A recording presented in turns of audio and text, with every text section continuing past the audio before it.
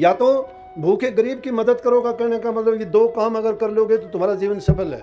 भूखे गरीब जरूरतमंद की सेवा करो, और वो सेवा की शुरुआत घर से सीखी जाएगी। जो अपने माँ बाप की सेवा करता है, बूढ़े बुजुर्ग की सेवा करता है, उसको कोई भी बार भी मिलेगा, दुखी जीव मिलेगा।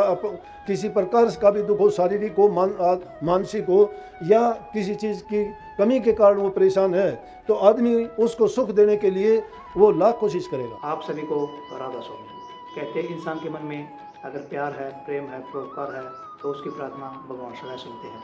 तो जो आज का सत्संग का विषय है, उसमें महाराज जी ने बताया कि एक व्यक्ति जो हज पर जा रहा था, लेकिन किसी नेक कार्य के लिए वो नहीं जा पाया, तो कैसे मालिक ने उसकी हज स्वीकार की। और साथ ही महाराज जी ने कुछ ऐसी बातें बताई है जो हमारे जीवन के प्रति बहुत ही अमूल्य होने वाली है।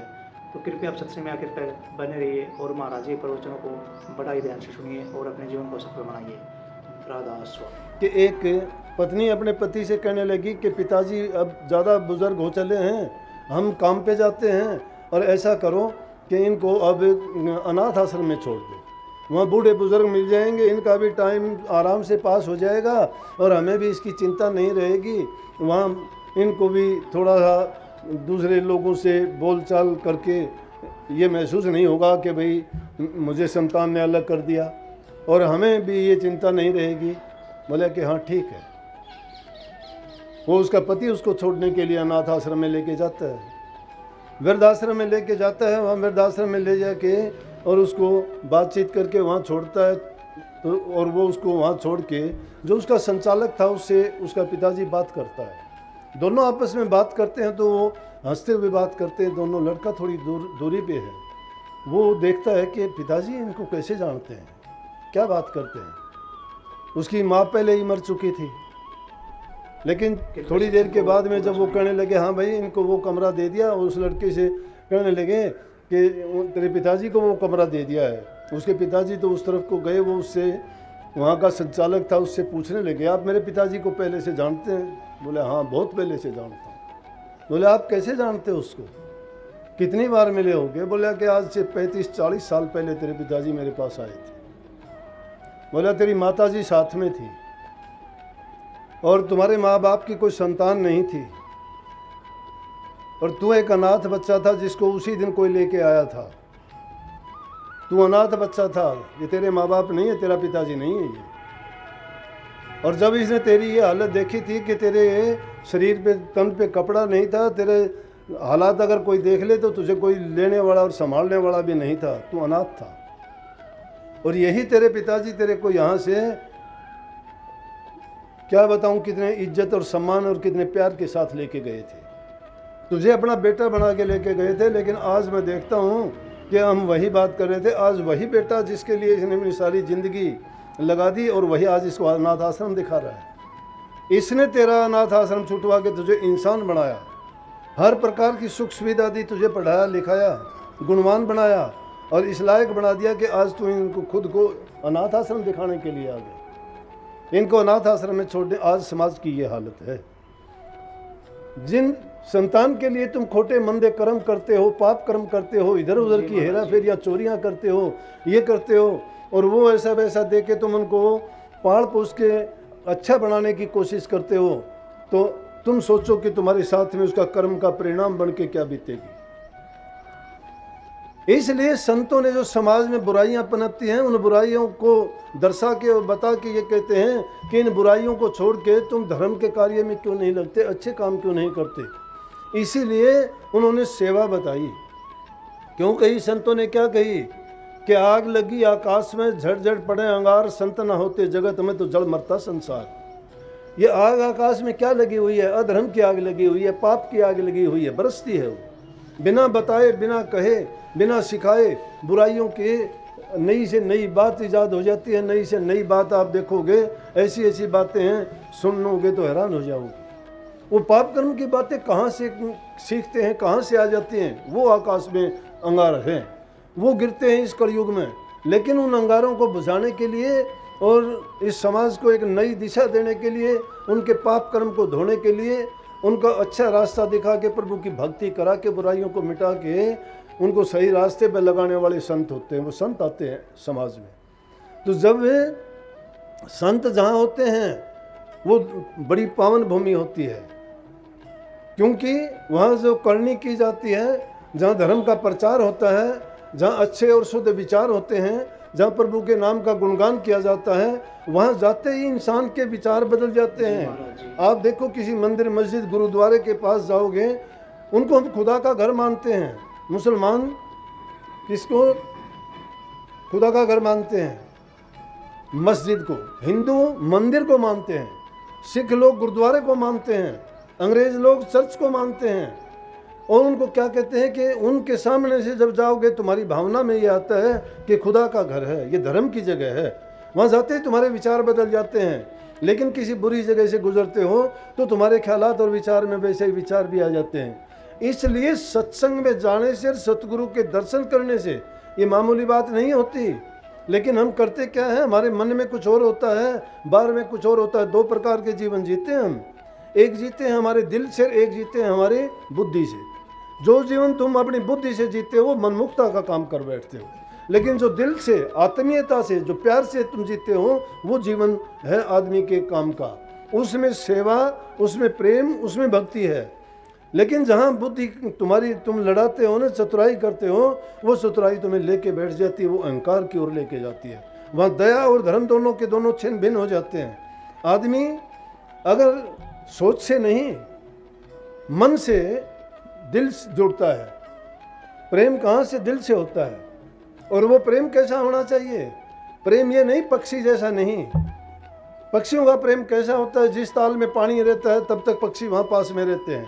पानी नहीं, पक्षी उड़ जाएंगे, भाग जाएंगे। लेकिन मछली वो पानी से प्रेम करती है। पानी अगर सूख जाएगा तो मरना मंजूर है, जगह छोड़ के वो नहीं जाती। इसलिए सत्संगियों को ऐसा अपना दिल पवित्र बनाना चाहिए। ये नहीं कि आज अगर हमारे हालात अच्छे हैं तो हम गुरु को याद नहीं करते, कि सुख में तो गुरु की याद नहीं आई और दुख में गुरु से प्रीत लगाई। किसका दोष बन जाता है? दोष हमारा ही बनता है, क्योंकि उस सुख के आने से हम गाफिल हो जाते हैं।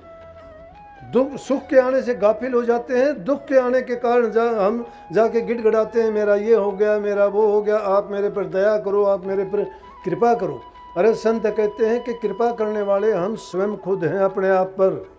अपनी नीयत को हमने खोटा कर लिया, कमा के खाना नहीं चाहते। एक दूसरे का लूट खसूट, झूठ बोलना, हेरा फेरी करना, ये कहाँ से सीख ली हमने? अगर ऐसा करते हो तो तुम सोचो कि सीधी परमात्मा से ही दुश्मनी करते हो। फिर बुरा करके तुम अच्छे की कल्पना कैसे कर सकते हो कि तुम्हारे साथ अच्छा होगा? फिर कैसे सोच सकते हो कि तुम्हारा हृदय पवित्र होगा और उसमें पवित्र विचार पैदा होंगे और तुम करनी करके या भक्ति करके तुम अपने जीवन को सफल कर लोगे? इसलिए सफल जीवन करने के लिए ये पहले कदम है जो हमें संस्कार के रूप में घर से और परिवार से मिला करते हैं। जिस माँ बाप से अच्छी शिक्षा जिस बच्चे को नहीं मिलती है, वो आगे जाके अच्छा कभी नहीं कर सकता है। अगर ये अलग बात है कि किसी भी चीज़ को, कि कबीर साहब ने जैसे कही है ना कि भाई अगर वो चीज़ पूरी नहीं बन सकती, आधी अधूरी भी रह जाती है, लेकिन उसको भी अगर हम उस उम्र में या टाइम के बीतने के साथ संभाल लेते हैं तो परफेक्ट नहीं बनती, तो कुछ ना कुछ उसमें गुण जरूर आ जाएगा, वो बेकार नहीं जाएगी। कबीर साहब कहते, कबीर तेरी बाड़ी ली चूहों ने खा, रही सही बटोरले दोलड़ी ही बन जा। अगर रुई को सारी को चूहे खराब भी कर दें, अच्छी अच्छी को खा भी जाएं, तो भी जो बची खुची है उसको एकत्रित करके अगर तुम बनाओगे तो अच्छा सूत नहीं बनेगा, तो कोई दोलड़ा खेस दरी बनने के लायक तो फिर भी बच जाएगी। ये चिंता कभी नहीं करनी चाहिए कि अब उम्र गई, अब मैं क्या करूँगा, मेरे से हो नहीं सकता। नहीं, ये निर्बल और दुर्बल आदमियों का काम है, क्या नहीं हो सकता। जो इंसान अगर करना चाहे तो इंसान में वो ताकत है, कुछ भी कर सकता है। दो चीज़ को हमेशा याद रखो। कबीर साहब कहते, कबीर कहे कमाल से दो बातें कर ले, कह साहिब की बंदगी या भूखे को कुछ दे। या तो भूखे गरीब की मदद करो का कहने का मतलब ये दो काम अगर कर लोगे तो तुम्हारा जीवन सफल है। भूखे गरीब जरूरतमंद की सेवा करो, और वो सेवा की शुरुआत घर से सीखी जाएगी।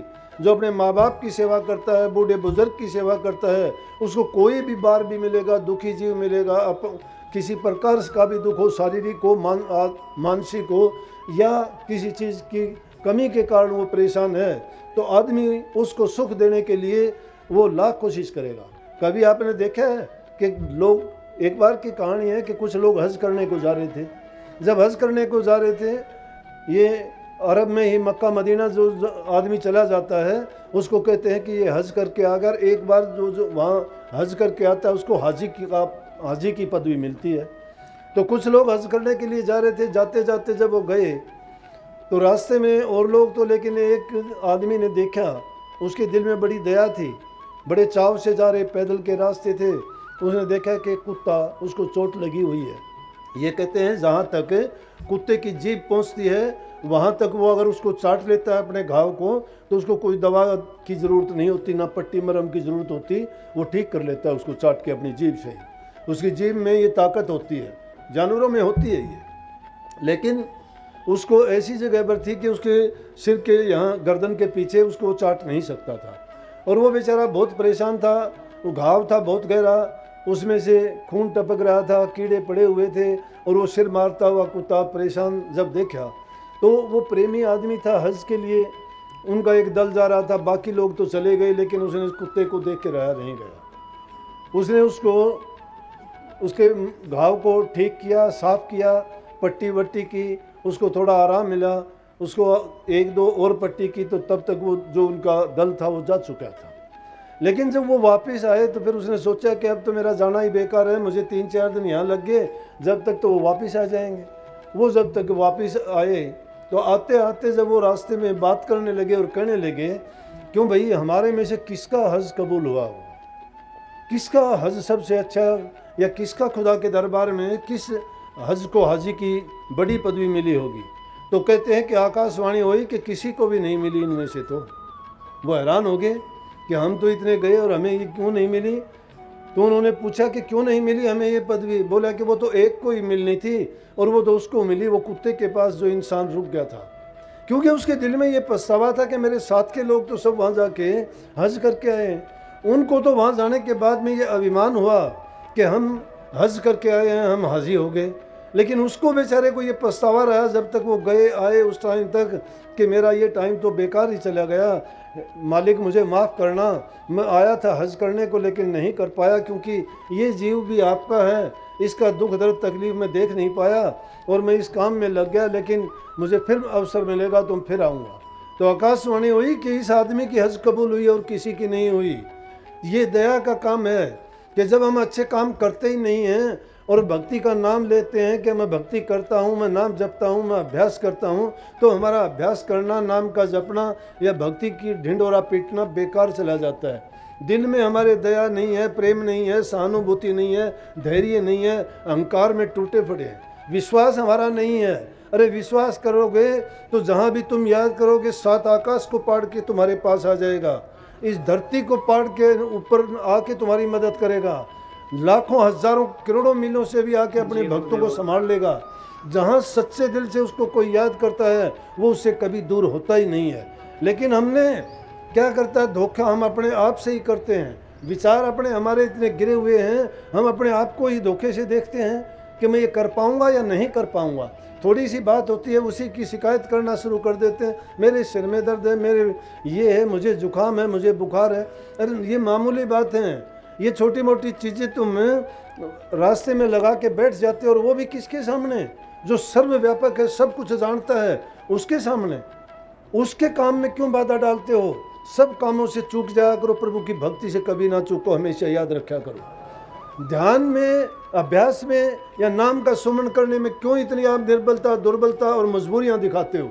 जो चीज़ तुम्हारे काम आनी है, यहाँ भी काम आनी है, इस दुनिया में रहते हुए आपके जीवन को इतना शांतिमय, आनंदमय और खुशमय बना देगी कि आप दिल में मस्त और मगन रहोगे। देखा नहीं फकीरी जीवन, अरे तन पे कपड़ा नहीं होता खाने को, एक टाइम का कोई दे गया तो खा लिया, अगले टाइम का पता नहीं है, ये पता नहीं रहना कहाँ है, सोना कहाँ है, जाना कहाँ है। और उन फकीरों की मस्ती की हालत क्यों है, कौन सी चीज़ है उनके पास, क्या उन्होंने मस्ती की चीज़ ले ली। वो मस्ती उस नाम में है, वो मस्ती उस श्रद्धा और विश्वास में है।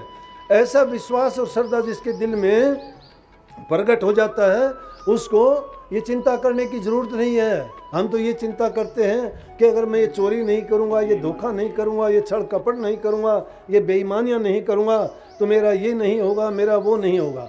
हम ईर्ष्या में जीते हैं हमेशा, उसका ये क्यों हो गया, मेरे पास ये क्यों नहीं है, उसको सुख क्यों है, मैं ऐसा सुखी क्यों नहीं हूँ। अरे तुझे पराई क्या पड़ी, तू अपनी आप नमेड़ अपने तरफ अगर देखोगे और अपने जीवन को अच्छा और सच्चा बनाने की कोशिश करोगे तो क्यों नहीं गुरु के वचन को मानते। सत्संग को पूरा सुनने के लिए बहुत बहुत धन्यवाद। हम आशा करते हैं आपने सत्संग को बड़ा ही ध्यान से सुना हुआ। कृपया सत्संग में बताए प्रवचनों को अपने जीवन में अवश्य उतारें ताकि आपका जीवन सफल हो सके। और अगर आपको सत्संग अच्छा लगा तो कमेंट करा तो उसमें लिखकर पूर्ण भागीदार अवश्य बने। राधा स्वामी।